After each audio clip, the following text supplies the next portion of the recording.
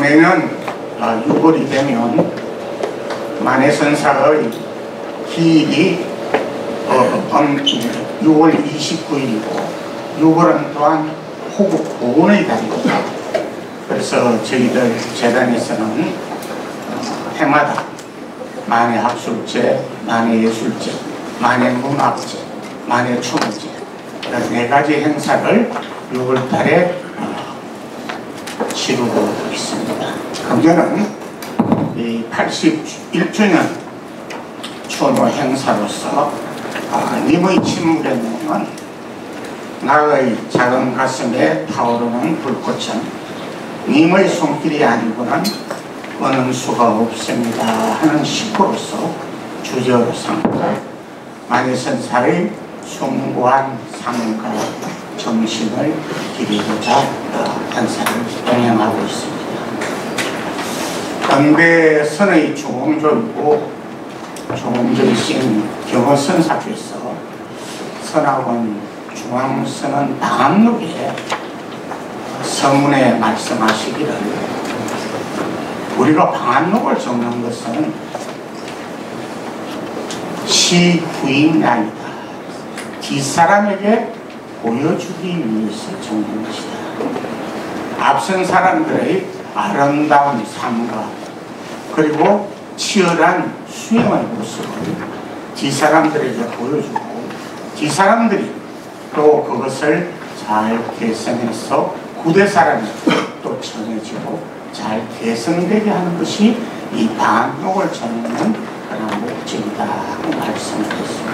마찬가지로 저희들이 만해선사의 학술제, 추모제, 예술제 이런 각가지 행사를 하는 것 역시 만해선사 위대한 스승님의 생애와 사상이 후대까지 잘 개선되기를 바라는 마음에서 진행을 하고 있는 것입니다. 특히 올해는 만해선사께서 님의 침묵 시집을 탈구하신 지 100주년이 되고 내년은 님의 침묵 발간 100주년이 됩니다. 그래서 오늘은 탈구 100주년에 맞추어서 20일 날은 저희들 선학원에서 작년에 이어서 도울 선생님 님의 침묵에 대한 강연회를 가지도록 하겠습니다.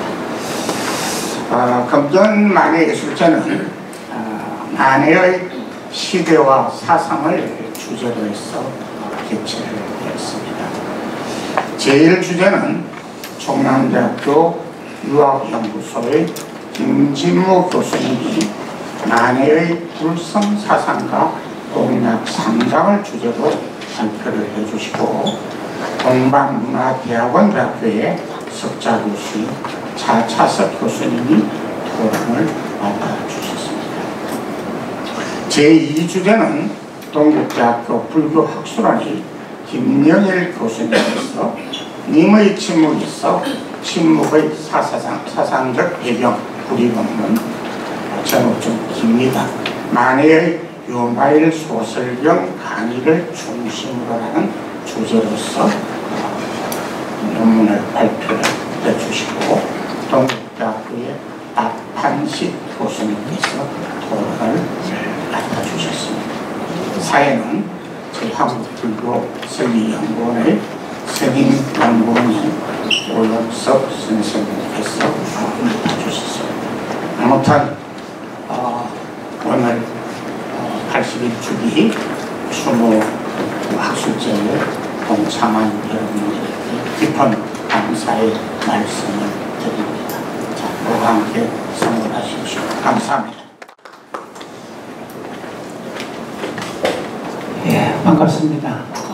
오늘 만해 스님 81주기 추모 학술제에 이렇게 많이 참석해 주셔서 감사를 드리고 매년마다 우리 여지까지 만해 스님이 입적한 이후에 추모제를 저희 선학원에서 지금까지 올해 이제 준비를 지내왔습니다.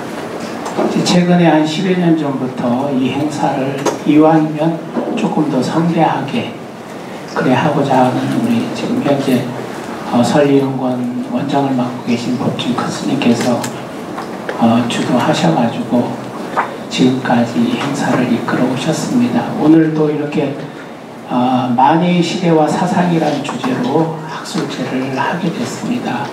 또 여러 고명하신 선생님들이 함께 해주셔서 감사를 드리고, 이 어려운 자리에 매년 만해 스님에 대한 사상을 한 번 더 발자취를 돌아보는 계기가 되지 않을까라는 생각을 해봅니다.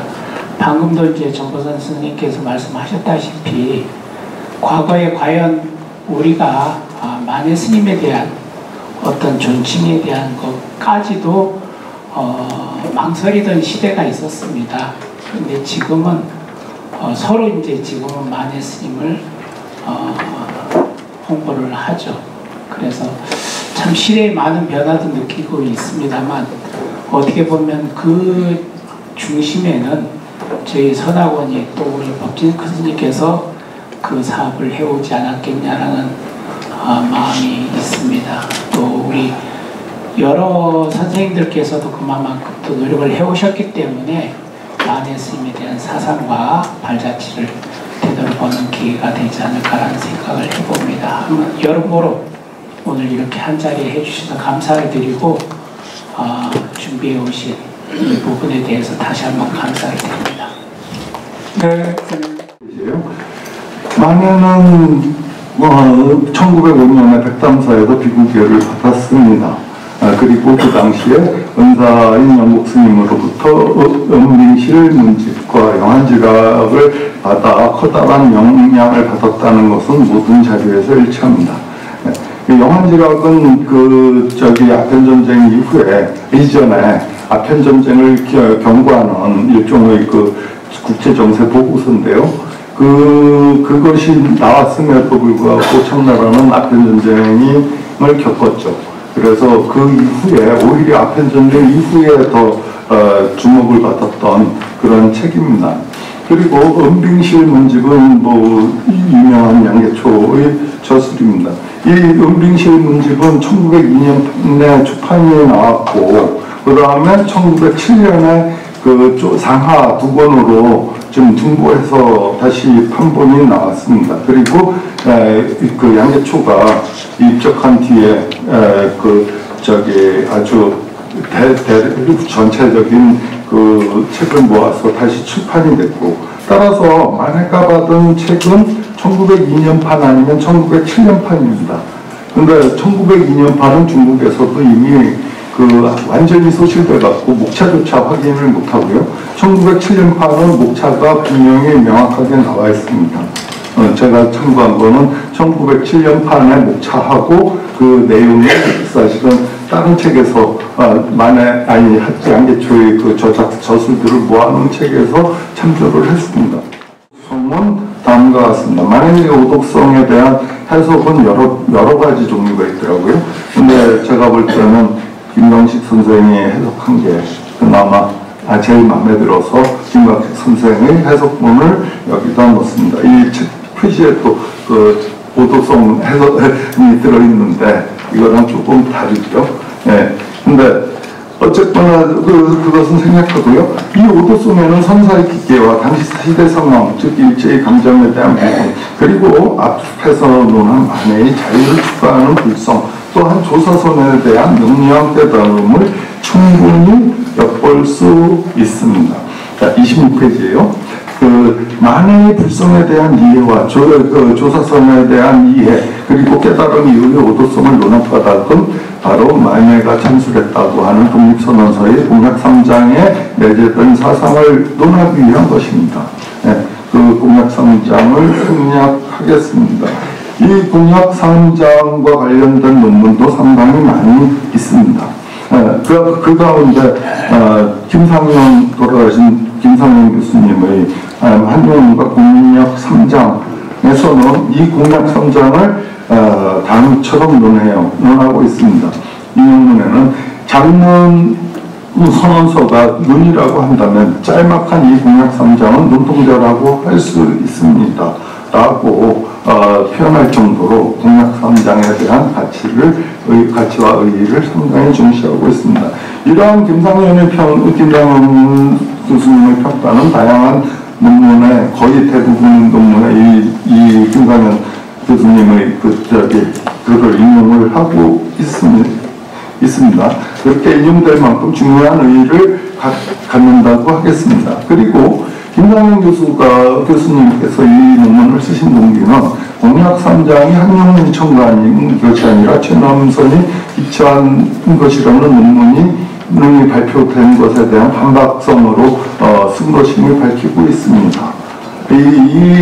이것은 저도 이제 앞 서문에서 말했듯이 고등학교 때 당연히 공약 3장은 한용운이 찬스한 걸로 배웠는데 엉뚱한 소리가 나오니까 아주 호기심 어린이 갑자기 일어나갖고 논문을 좀 훑어봤습니다. 그 중에서 이제 최근 가장 2008년도에 나온 박벌순 그 논문에서 그러한 논의 과정들을 아주 친절하고 상세하게 정리를 해놨더라고요. 그래서 그 관련된 내용은 제 논문에서는 생략을 했습니다. 그리고 김상현 27페이지 중간에요. 김상현의 논문에서 만해 제자인 김관호로부터 만해 스님께서로부터 직접 공약 3장에는 분법성 3보의 의미도 깃들어 있다는 말을 들은 적이 있다는 점을 논문에서 쓰고요. 최초의 만해 한용운 연구 저술로 나온 거기서는 광명정대란 표현은 승가의 3요소인 불법성 3보로부터 말미암은 것이라고 했다. 즉 공약 3장 중에 일체의 행동은 가장 질서를 존중하여 오인의 주장 이런 내용들은 바로 불교의 승가의식에서 비롯된 것이라고 한다. 그래 불법성 3보가 어떻게 공약 3장에 들어있는가를 논하고 있습니다. 하지만 무엇보다도 질서를 존중한다는 태도는 바로 비폭력을 추구한다는 정신임을 메타포시킬 수 있는 강력한 근거라고 하겠습니다. 특히 제1장에서 강조하는 독립과 자유는 필연적으로 질서의 존중으로 전개될 수밖에 없는 까닭입니다. 자신과 민족, 국가의 독립과 자유를 요구하면서 그 실현에 폭력적 방법을 동원한다는 것은 자체 모순이 발생하기 때문입니다. 자신의 자유를 존중한다면 당연히 타인의 자유도 분명히 존중되어져야 되기 때문입니다. 그런데 전보산 아까 축사를 해주신 전보산 선생님의 논문에서는 만해가 중에서 쓴 조선 독립에 대한 감상의 계유에 대해서 논하고 있습니다. 이 문구는 생략하겠습니다. 또한 변창구의 논문에서는 이능소랑 검사한테 냈고 이걸 사본을 녹음으로 묶어갖고 유출해서 독립신문에 1919년 11월 4일 상해에서 발간되는 독립신문 25회 조선 독립의 감상에 대한 감상의 계유라는 제목으로 전문이 게재되었다고 합니다. 사실 이 조선 독립에 대한 감상의 계유의 상세한 내용과 의의를 논한 논문은 많이 존재하여 글을 논하지는 않겠습니다. 다만 그 글의 첫 번째 구절입니다. 이것은 시간이 좀 걸려도 읽겠습니다. 자유는 만유의 생명이며 평화는 인생의 행복이라. 고로 자유가 없는 사람은 죽은 사람과 같으며 평화가 없는 자는 최고통의 사람이라. 압박을 당하는 자의 주인은 공기는 분노로 화하고 장탈을 쌓는 사람의 주인은 지옥이 되느니 우주 이상적 최의 행복의 실제는 자유와 평화라.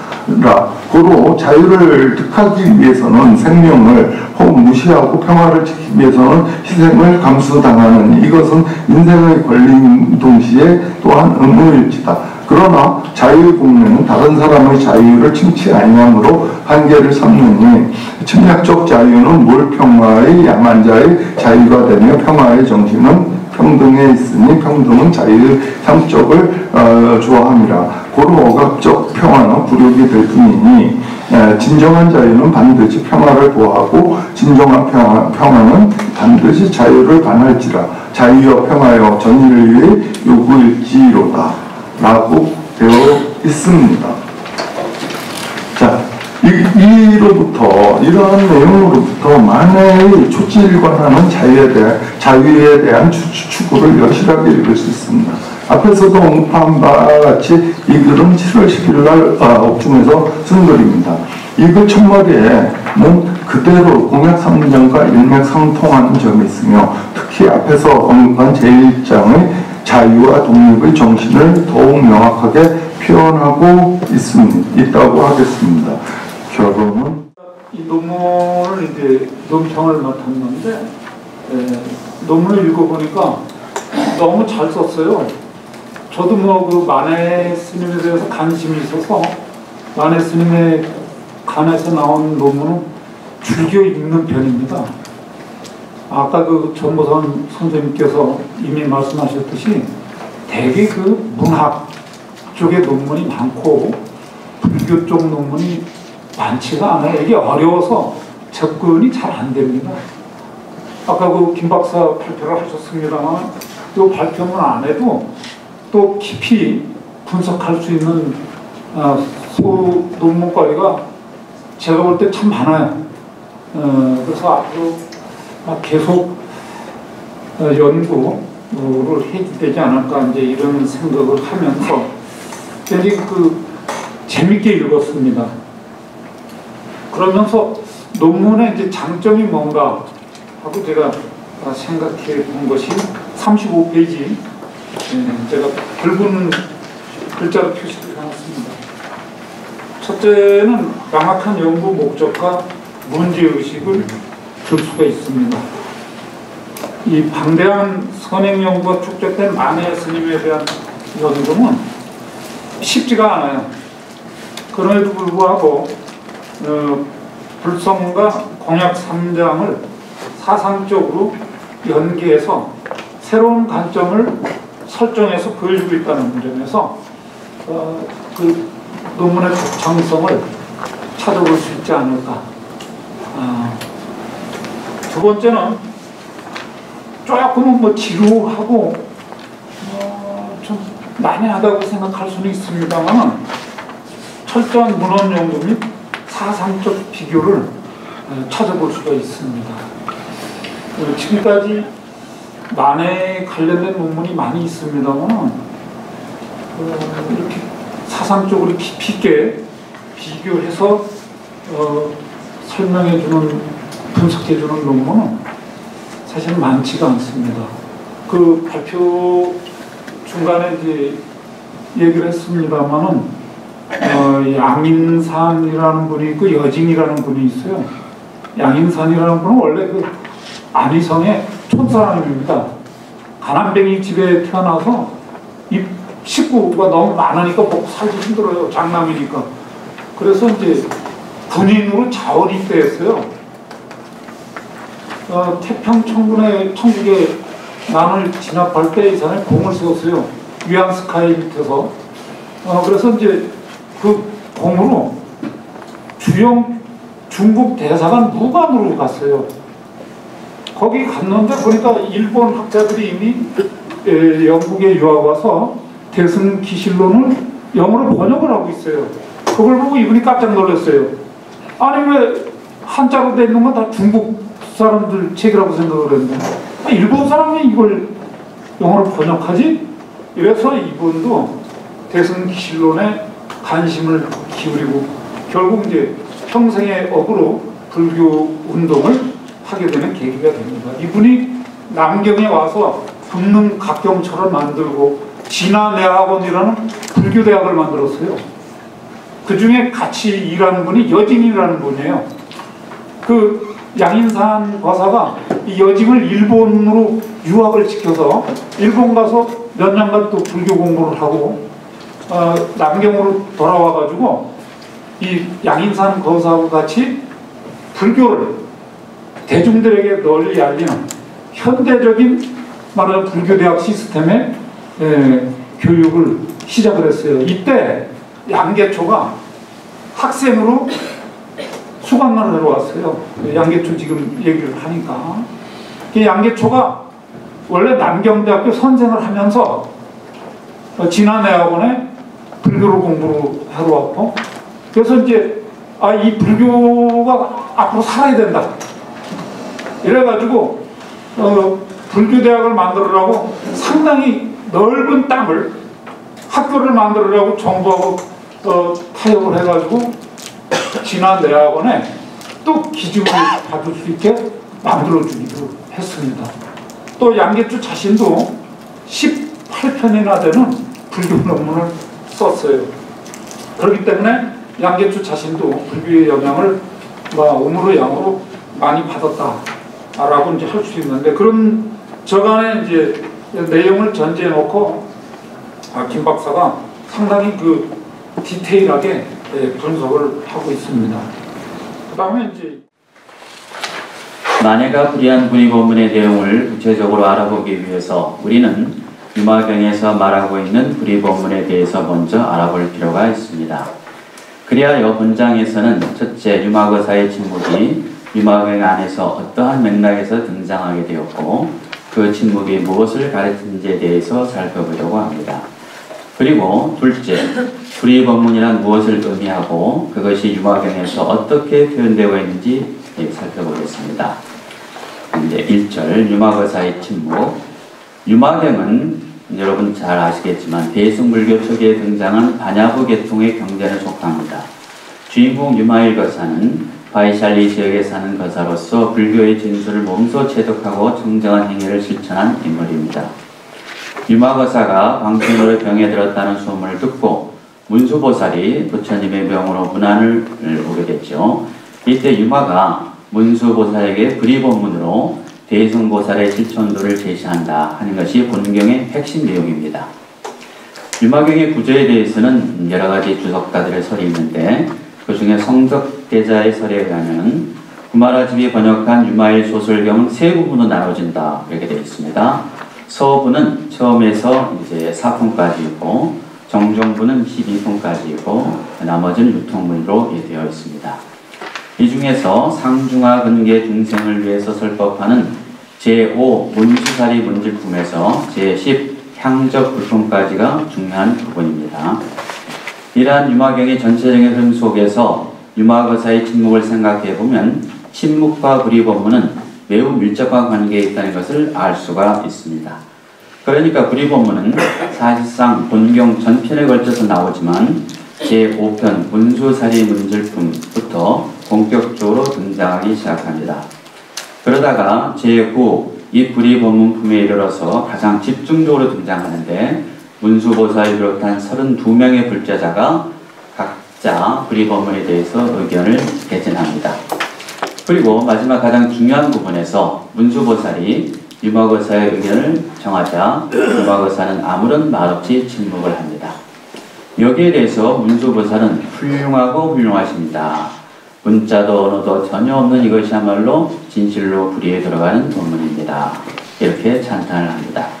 이어서 본경 제3제자품과 제4보살품에서는 부처님께서 제자들에게 유마거사의 병문안을 가라고 말씀하십니다. 그러자 과거에 유마거사의 높은 식견에 의해서 감화를 받았던 제자들은 도저히 그 소임을 감당할 수 없다며 서로 사양을 합니다. 만에는 이 과정에서 풍부하게 등장하는 불이법문에 대해서 초점을 두고 이들을 하나하나 주석하고 있는 것을 볼 수가 있습니다. 본장에서는 만해가 주석한 이러한 불이법문에 대해서 살펴보려고 합니다. 1절 성문제자의 불이법문. 제3제자품에서는 부처님의 성문 10대 제자들이 과거에 유마거사에게 들은 여러가지 가르침을 담고 있는데 만해는 주석을 통해서 거기에 다양한 불이법문이 있다는 것을 보여주고 있습니다. 부처님은 10대 제자 중에서 지혜제일로 알려진 사리불을 처음으로 지목하는데 그는 과거의 습속에서 좌선하고 있었을 때 유마거사에게 올바른 자선에 대해서 6가지 훈시를 받은 적이 있습니다. 그래서 그 6가지 이제 소위 본문이 앞에 이제 쭉 등장하고 있습니다. 시간 관계상 다 할 수는 없고 한 개만 대표로 보겠습니다. 본문 2를 보시면 본문 2 경, 역, 주 이렇게 돼 있죠. 경은 이제 그 유마경이고 역과 주는 이제 만해 스님의 이제 글이죠. 요새 쓰는 한글과 거의 똑같은데 약간 이제 차이가 있는 점은 이제 그대로 제가 그대로 옮겼습니다. 멸정에서 일어나지 않고 모든 위를 나타냄이 연자가 된다 이렇게 되어 있는데 이제 연자는 좌선을 말하는 것입니다. 그 주를 보시면은 멸정은 멸진정이다. 온갖 생각을 멸진하고 심성이 공적함이니 여기서 좀 끊어지고 위를 그치고 멸정에 들어가며 멸정에서 일어나 위를 만들면 이는 외형의 연자요 내심의 연자가 아니니 여기서 끊어지고 위를 만드는 중에 멸정에 들어가고 멸정에서 일어나지 아니하고 위를 만들면 비로소 내심의 적정이요 진정한 연자이다.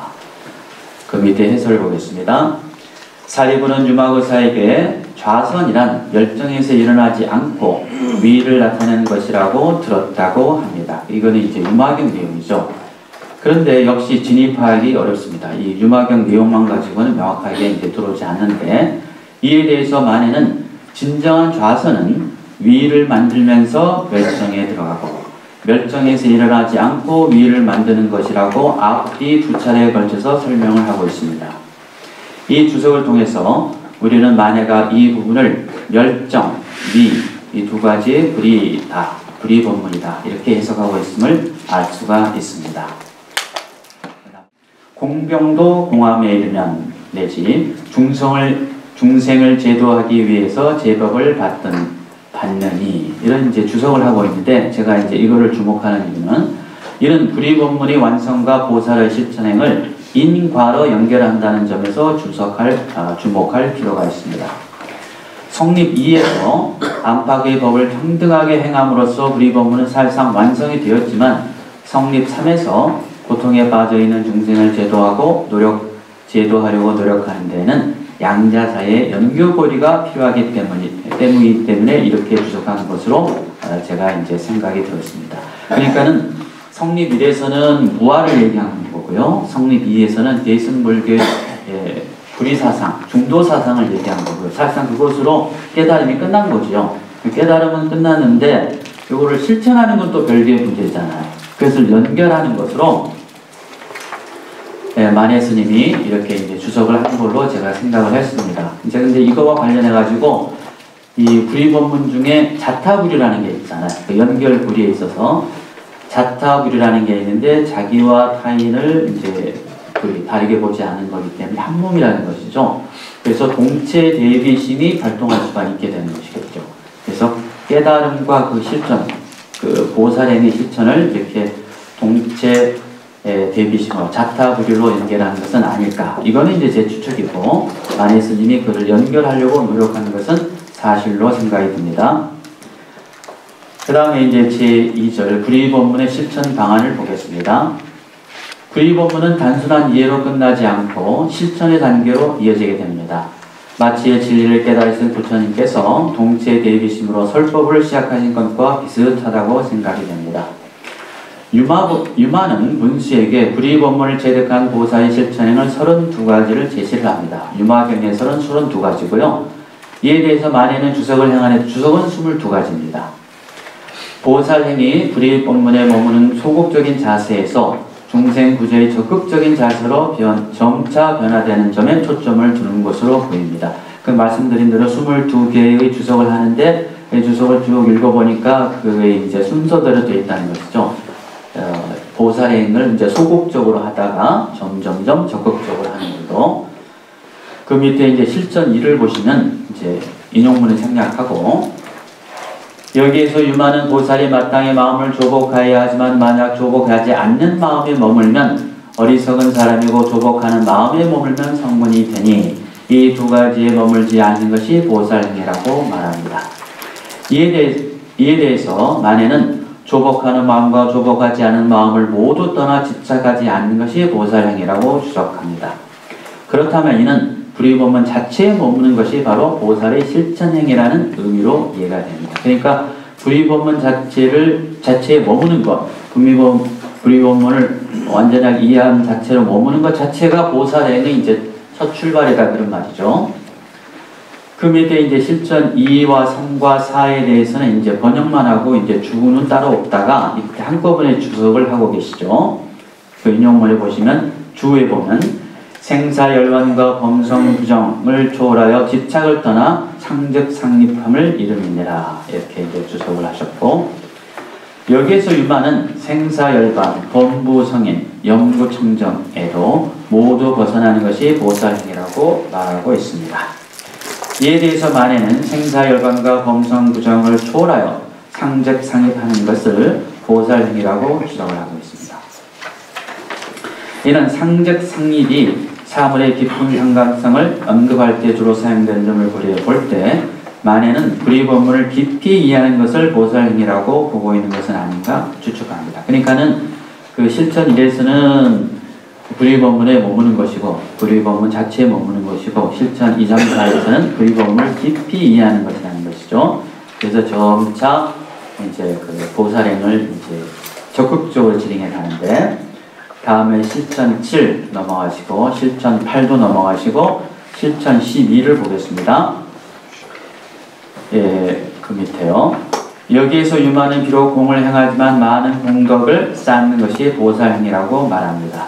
이에 대해서 만에는 번뇌를 떠나보내는 행위를 하지만 단순히 거기에 머무르지 않고 많은 공덕을 심는 것이 보살행위라고 주석을 합니다. 이 말에서 우리는 불의법문에 만족하는 소극적인 태도를 떠나보내고 중생구제의 효과가 실제로 드러나기 위해서 공덕을 쌓는 것을 만에는 보살행위라고 보고 있는 것을 짐작케 합니다. 이제 뭔가 적극적으로 나아가고 있는 것이죠. 그 다음에 실천 23도 이제 생략하고 그 마지막 문단을 보겠습니다. 만해의 주석은 여기에서 머물고 이어지지 않고 있습니다. 돌이켜보면 만해의 역주는 뚜렷한 특색이 있습니다. 형식적인 면에서는 문체가 간결하면서도 핵심을 정확히 짚어주는 것을 볼 수가 있습니다. 내용적으로는 짧은 말 속에 독자로 하여금 유마경의 전체 흐름을 뚜렷이 파악하게 해주는 힘을 느낄 수가 있습니다. 만일 주석이 계속되었다면 독자들은 아마도 본경의 핵심을 좀 더 쉽고 분명하게 이해할 수 있을 것으로 예상이 됩니다. 이게 정확하게 쓰신 것 같아요. 왜냐하면 님의 침묵이라는 시집 전체를 다루는 게 아니고 한 편을 딱 다루셨거든요. 그래서 작은 경락 표시로 한 편에 나오는 님의 침묵만을 이렇게 다루었기 때문에 큰 문제는 없을 것이다. 근데 만약에 님의 침묵 전체를 다루게 되면 과연 다른 곳에 있는 침묵이라는 의미하고 같이 회통하면서 풀릴 수 있을까라는 의문이 들어서 제가 공부하는 내용과 이제 일치하는 부분도 있어서 이제 감히 질문을 한번 드려봤습니다. 그래서 최근 이제 가장 괜찮은 그 님의 침묵 시집 버전은 지금 권영민 선생이 이렇게 번역한 게 제일 낫습니다. 제가 번역이라고 한 게 되게 이상하긴 한데 예전 님의 침묵 대동서강 판본하고 현대어로 되어 있는 님의 침묵은 많이 다릅니다. 그래서 어디 강연을 하더라도 제가 지난주에도 이제 명지대를 갔었는데 기독교 학교더라고요. 그래서 막 강의실에 십자가가 걸려 있는데도 겁없이 그냥 만해 스님 말씀을 드리고 했습니다. 근데 되게 좋아하더라고요. 기독교 학교지만. 그때도 이제 님의 침묵에 대해서 한 말을 좀 부탁하길래 해동서강 판본으로 꼭 읽어야 된다라고 이제 말씀드렸거든요. 그래서 구어의 힘이 상당합니다. 이게 번역되면서 한글화 되면서 현대화 되면서 뭔가가 사라진 것들이 꽤 있거든요. 그래서 이 부분들에 대해서 이제 좀 말씀드리고 싶고 침묵 이야기를 하고요. 두 번째 시에서는 나의 노래에서는 큰 소리로 나를 좀 꾸짖어 달라. 침묵으로 제발 나를 책망하지 말라. 이렇게 말씀하시거든요. 근데 이게 이제 모순 영역이거든요. 스님이 불의법문을 말씀하시거나 중도를 말씀하실 때 하나에 집착하지 않게 진리처럼 보이는 어떤 것에 집착하지 않게 되게 한 시간에, 짧은 시간에도 모순되는 말씀을 꼭 하셔가지고 자꾸 풀이를 하면 매번 호되게 당하게 되어 있습니다. 그 다음 세 번째도 나의 노래는 세속의 노래인데 그래서 복조를 붙이지 말라고 합니다. 내 노래에다가. 근데 그러면서 동시에 뭐라고 하냐면 내 노래는 세속의 노래하고 복조가 다르지 않다고 말합니다. 그래서 어느 장단에 이제 춤을 춰야 될지 모르겠다 생각하는데 마지막 구절에서 나의 노래가 님에게 들리는 것을 생각하며 가슴이 덜덜덜 떨려서 너무 무서워서 침묵에 음봉안을 그리게 된다고 합니다. 그렇게 말할 때 또 침묵은 내가 그걸 경탄하면서 노래 부르는 존재인 줄 알았는데 또 침묵의 악보로 침묵의 방식으로 노래하겠다라고 하니 무서워하면서 덜덜덜 떨면서 이 부분을 또 불이해서 어떻게 받아들여야 될지. 그 다음에 네 번째 이제 비라는 시에 보면 비 오는 날 이렇게 당신이 침묵하고 오시면 내가 연잎을 옷을 지어서 보내드릴 테니까 그걸 입고 오시라고. 그러면 다른 사람들 눈에는 안 보이겠지만 내 눈에는 당신이 내려오시는 것이 보인다고. 그래서 이 비밀의 노래처럼 이제 침묵을 말씀하시거든요. 그래서 이제 그렇게 비가 내리는 동안에 내 눈물도 이미 침묵 속에 씻어 가신다. 뭐 이런 이야기를 하시고. 그 다음에 금강산이라는 시에 또 침묵이 나오는데 보면 아주 뭐 엄청난 고양시기로 금강산에게 말을 걸거든요. 너는 잘 모르지. 너의 님이 뭘 하고 있는지. 그러면 뭐 나는 안다는 거잖아요. 내 님이 뭘 하고 있는지. 근데 사실은 이것도 이제 일종의 불의법문 입장에서 보면 일종의 말 속임수인 거죠. 금강산이 모를 리가 없는 거죠. 그리고 나도 서로 알고 있는 존재들끼리 마치 선문답 하듯이 침묵의 방식으로 서로 문답을 주고받습니다. 마지막으로 이제 침묵이 나오는 반비례라는 시에서도 보면 당신 소리, 님이 당신인데 이제 당신 소리가 침묵과 같다고 말합니다. 그런데 나한테는 이 침묵이 당신 소리가 침묵이 들린다라고 말해서 또 불의법문에 관한 말씀을 하시거든요.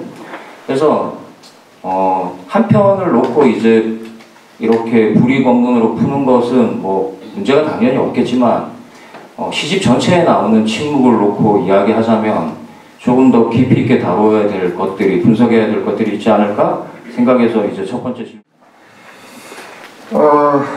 뭐 좋은 논문들 발표해 주셔서 대단히 감사합니다. 먼저 우리 김진무 교수님의 만해의 불성사성과 공약 3장의 논문을 통해 가지고 공약 3장을 누가 지었느냐 하는 그러한 이설들이 조금씩 있었고 거기에 대해서 명확하게 좀 정리를 잘 해주셨다 해서 감사한 마음을 가지고요. 그 다음에 공약 3장의 근저가 되는 불교 사상들을 잘 소개를 해주셨습니다. 그리고 저는 이번 주제 논문에서 좀 거론이 되어 있는 만해 선사와 관련된 이 논문들, 석박사 논문들이 131편이나 되고 박사기가 논문, 석사기가 104편, 그리고 경제지에 발표된 논문이 145편. 그 다음에 이전에 경제지 이전의 논문까지 합하면 한 1,000편 이상의 논문이 있지 않냐 이렇게 발표를 했습니다. 사실 우리 그동안에 만해 한용운 선사의 논문이나 발표문들이 제일 많이 수록이 되어 있는 것이 보면 1973년도 신구문화사에서 나온 한용운 전집이 있습니다. 한용운 전집이 정보판까지 1980년도까지 나왔는데 사실 이러한 발표된 논문들 그리고 아직 발굴되어지 있지 않는 자료들 이런 것들을 우리가 전부 다 한번 모아가지고 새로운 벌써 만해 한용운 전집이 나온 지가 벌써 50년이 넘었습니다. 그래서 이제 만해 관련 학자들하고 관심 있는 사람들이 한번 모여서 2000년대, 2025년도에 중심으로 해서 만해 한용운 전집이 새로 편찬될 수 있는 계기가 좀 되었으면 좋겠다, 이런 생각을 좀 하고요. 사실은 그 작업을 하려고 저희들이 한국불교설리연구원에서 만해 역적 번역 사업을 좀 전개를 하려고 국고 예산을 조금 신청을 해서 받았습니다. 받고 지금 현재 시무장 학술 아카이브 구축과 시무장 아카이브 구축과 만해 저술 번역 용역 사업을 지금 현재 맡아가지고 1년에 2억 5천씩 3년을 계획을 해가지고 이제 진행을 하고 있습니다. 이것도 역시 만해 한용운 전집을 만드는 기초 작업으로 저희들은 활용해서 앞으로서 계속 사업을 전개해 나가고자 하는 그런 생각을 가지고 있습니다. 그 다음에 님의 침묵에서 침묵, 정한의 유마일 소설 경 강의를 중심으로 해서 침묵에 대한 비교해서 유마경을 요강전에 놓는 불이법문을 쭉 설명을 잘 해주셨습니다. 그래서 참 좋은 논문들을 발표하고 앞으로도 좋은 논문들이 많이 나왔으면 좋겠습니다. 그래서 열띤 그런 학술 발표가 된 것 같습니다. 아무튼 오늘 동참해 주신 여러분들에게 깊이 감사드리면서 또 이번 가을에 만해 학술상 때, 학술회의 때 다시 만나기를 기약하고 오늘 학술회의는 이것으로 마치도록 하겠습니다. 모두 수고들 하셨습니다. 감사합니다. 지금까지 발표, 논평, 그리고 자방에 함께해 주신 여러분들께 또 우리를 위해서 큰 박수 한번 부탁드리겠습니다.